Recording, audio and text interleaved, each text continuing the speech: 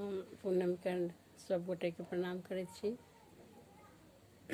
आई एकटा मातृका पूजा गीत सुनावे के छै। हम वो मातृका पूजा के गीत सुना रहल छी। एकर रचना हम अपने केने छी।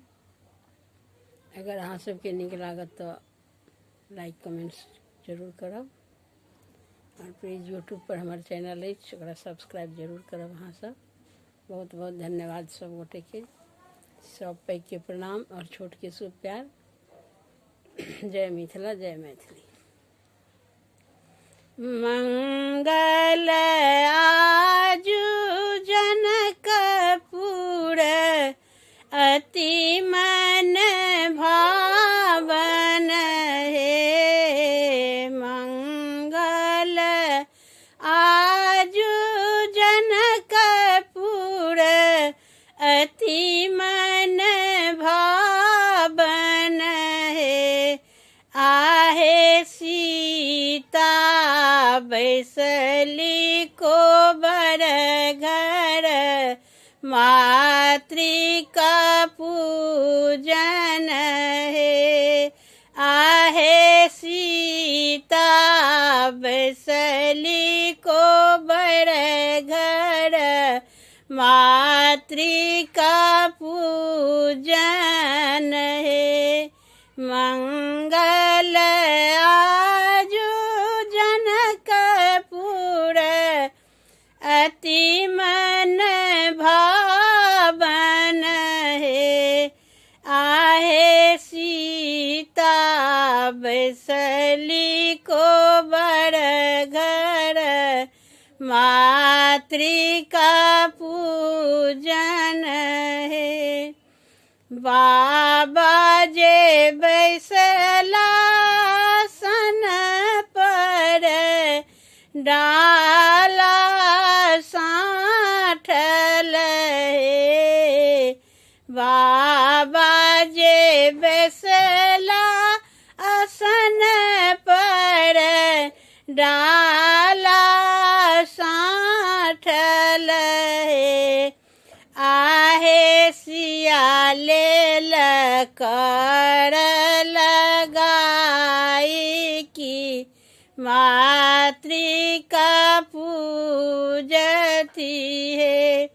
आहे सियाले कर लगाए की मातृका पूजन है। मंगल आजु जनकपुर अति मन भावन हे। आहे सीता बैसली कोबर घर मातृका पूजन है। आवतु पुरोहित पंडित बैसथु आसन चढ़ी हे। आवतु पुरोहित पंडित बैसथु आसन चढ़ी हे। आहे मातृका पूजा करावतु आशीष देथु हे। आहे मातृका पूजा करावतु आशीष देथु हे। 10 सखी मंगल गावे बाजन बाजे। 10 सखी मंगल गावे बाजन बाजे। आहे अम्मा मुख पड़ल उदास की बेटी वीरान भेली है। आहे